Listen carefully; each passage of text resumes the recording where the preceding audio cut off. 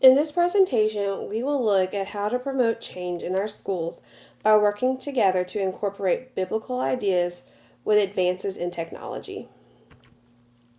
First, let's talk about the various categories of technology adopters proposed by Everett Rogers in his work on the diffusion of innovation theory. This theory helps to explain how, why, and how quickly new ideas and technology spread across societies. Rogers groups adopters into 5 categories. The first of these categories is innovator. These are the first people to accept new technology. They are seen as risk takers who are open to trying out new ideas and technologies. The next group is early adopters. These individuals play an important role in their communities as visionaries and opinion leaders. They typically influence the decisions of others and serve as a link between innovators and the rest of the population. Early majority is the next group. This group is more cautious than people in general. These individuals are willing to try new technologies, but only after the benefits are clear. The fourth group is late majority.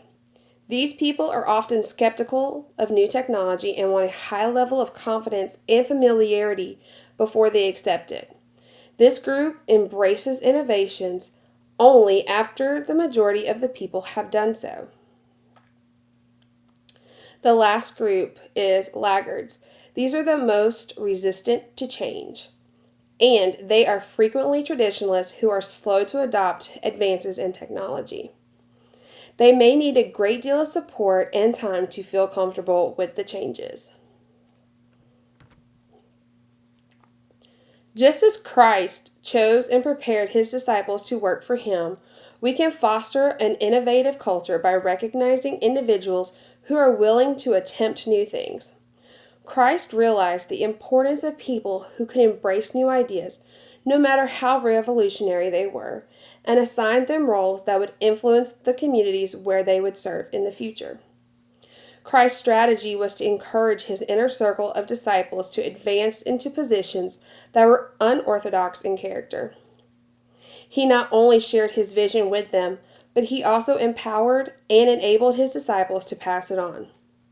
In school systems, this means allowing innovators and early adopters to experiment with and implement new and risky ideas without fear of consequences.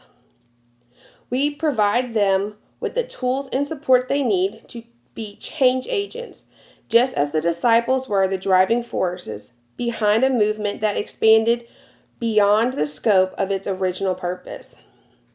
Christ's ministry also demonstrated steady relationship building by performing miracles, teaching the crowd, and simply living out his message.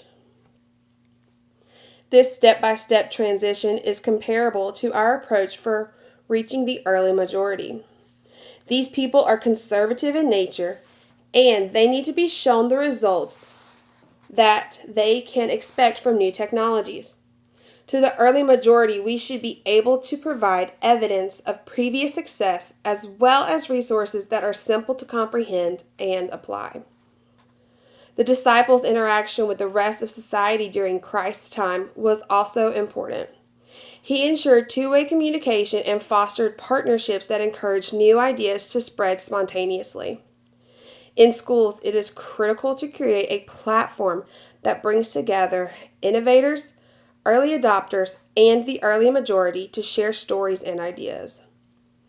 This coordinated effort not only accelerates technological adoption, but it also generates a culture of strong and continuous innovation, alternating between dramatic and simple improvements. The example of Christ's leadership demonstrates that innovative leadership involves more than just adopting new technologies. It is also about building trust, developing leaders, and demonstrating the benefits of innovation. Christ also met the late majority and laggards where they were and gradually taught them to accept his message. We can embrace his example, learning how to better deal with opposition and uncertainty. The late majority opposes change until others have adopted it, and the benefit of the change is clear. In Christ's mission, slower adopters are comparable to those who sought confirmation of a transformation before they would accept Christ and believe. Christ also used parables to remove uncertainty while teaching his audience the message of change. Likewise, we need to show successful examples of technology integration that yield clear and measurable results.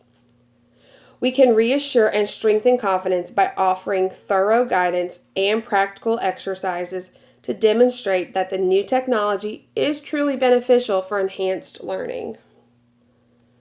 People who are laggards are the least likely to change and prefer tradition and familiarity. Christ was extraordinarily patient with people who questioned his message and needed more time to believe. He would sit with them personally, explain, and help them understand. This means that we should also recognize that certain people are happy with conventional methods and offer them personalized assistance. It is critical to understand the importance of one-on-one support and guidance. In the same manner that Christ accepted people's gradual transformation, we must recognize and explore the concerns of laggards while gradually introducing them to new technological advances. Christ's approach was always relationship-based, and he always prioritized empathy, effective communication, and encouragement. As a result, we can foster a culture that benefits everyone involved, regardless of their willingness to change. For the late majority, acceptance can be facilitated by constant communication and obvious benefits, while one-on-one interaction and recognition of traditional methods can help the laggards achieve the confidence they need to move forward. With this balanced and compassionate approach, the transition is smoother and a solid foundation is laid for the long-term change of our educational system. Christ-centered leadership embodies fundamental characteristics such as compassion, patience, trust, and strength.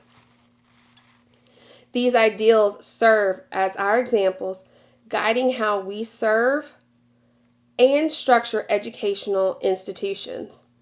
With this in mind, we must respect and appreciate each adopter's desires and needs in order to establish an engaging and effective teaching environment. We want to create an inclusive and innovative educational atmosphere where students can grow not only intellectually, but also spiritually. The ultimate goal of Christ-like leadership is to create a cohesive and transformative educational system. Leading with a Christ-like example fosters trust among educators, students, and the community. This trust forms the foundation of resilience, enabling schools to navigate challenges effectively and maintain a positive atmosphere.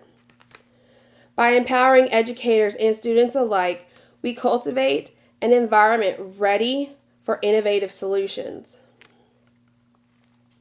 Trust and strength are essential in leading by example, as Christ did, to overcome obstacles and sustain technological innovation in schools.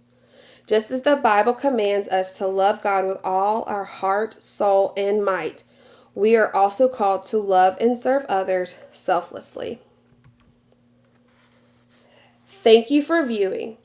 As followers of Christ, let us also lead with love and compassion as we seek to make a positive and transformative impact in our educational systems.